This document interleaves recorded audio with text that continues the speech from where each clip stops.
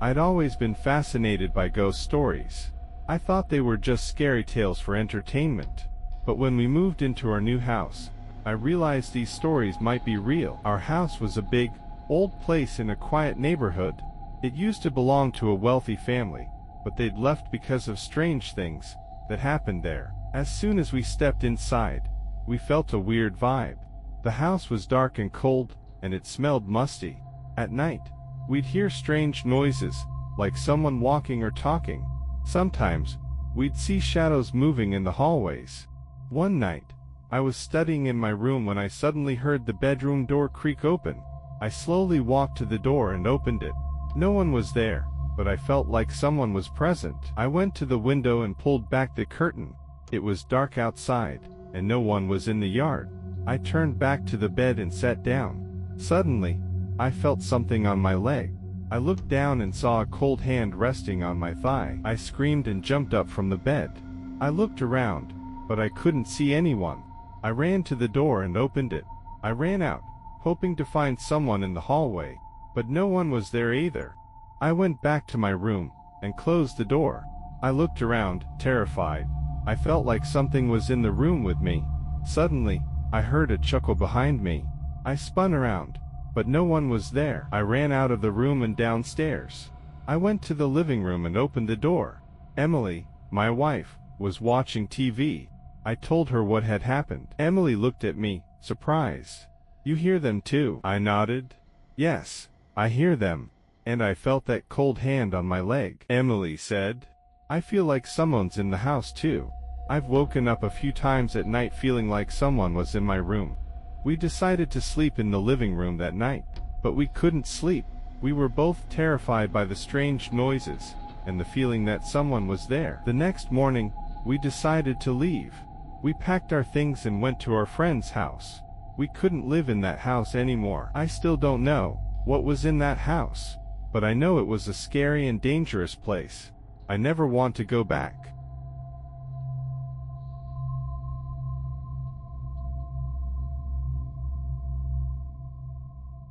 My name is John, and this is a story that happened a few years ago when my wife, Sarah, our two kids, Emily and Noah, and I went on vacation to a coastal town.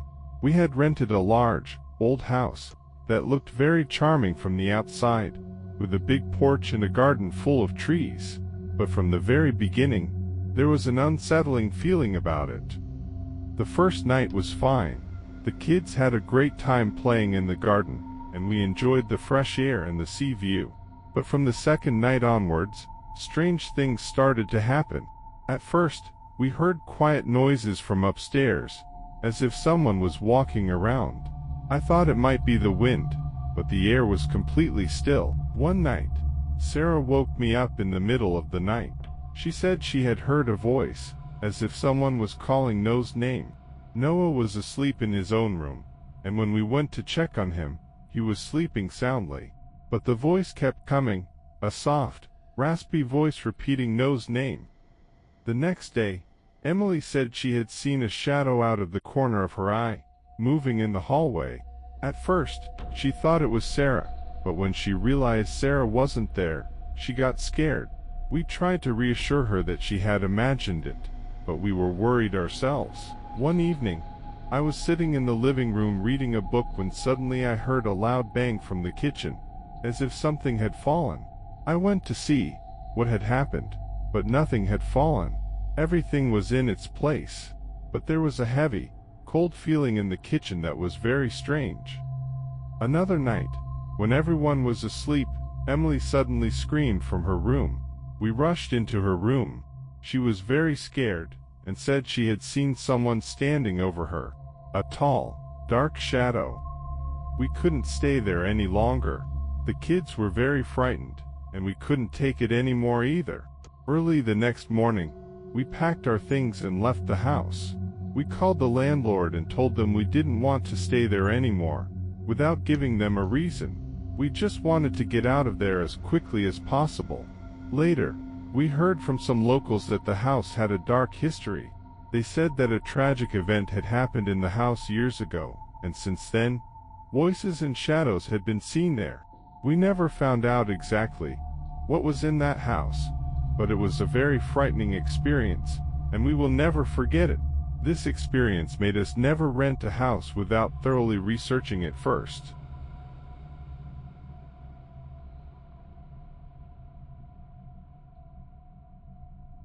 I was always a fun-loving guy. I loved going out with my friends, having a good time, and staying out late. But one night, something terrible happened to me that caused me to suffer from fear, hallucinations, and depression for a long time. That night, I was at a party. I had a great time and got pretty drunk. When it got late, I decided to go home. I drove back, and when I arrived, I parked the car in the garage. As I got out of the car, I had a strange feeling. It was like someone was watching me. I looked around, but I didn't see anyone. Cautiously, I walked towards the house door and turned the key in the lock. The door creaked open, and I went inside. The house was dark with only a dim light on in the hallway. I walked towards the stairs and went upstairs. When I reached the bedroom, I opened the door and went in. At that very moment, I heard a terrifying sound from behind me. I turned around and saw something I'll never forget. A tall, thin figure was standing in the room. It was mostly dark, but I could see its shadow cast on the wall by the dim light from outside the room. What scared me the most was its face. It was completely smooth and featureless, with no sign of eyes, nose, or mouth. Just a blank, white surface. Its hands were very long and bony, as if they were just skin and bone. The creature moved towards me, and I screamed in terror. It placed its long, bony hand over my mouth. I tried to free myself, but it was too strong. Then, it wrapped its hand around my neck and began to choke me. I was suffocating. I felt like I was dying. Suddenly, I heard a loud noise, and the creature let go of me. I looked around, but I didn't see anyone. There was just an intense feeling of coldness in the room. Terrified, I ran out of the room and downstairs. I went to the front door and ran out of the house. I stood in the street, taking deep breaths. I still felt like that creature was watching me. From that night on, I suffered from fear and hallucinations. I constantly saw the creature's blank face and bony hands.